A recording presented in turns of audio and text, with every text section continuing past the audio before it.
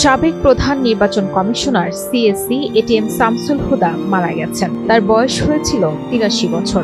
শনিবার ৫ জুলাই রাজধানীর একটি বেসরকারি হাসপাতালে চিকিৎসাধীন অবস্থায় তিনি শেষ নিঃশ্বাস ত্যাগ করেন।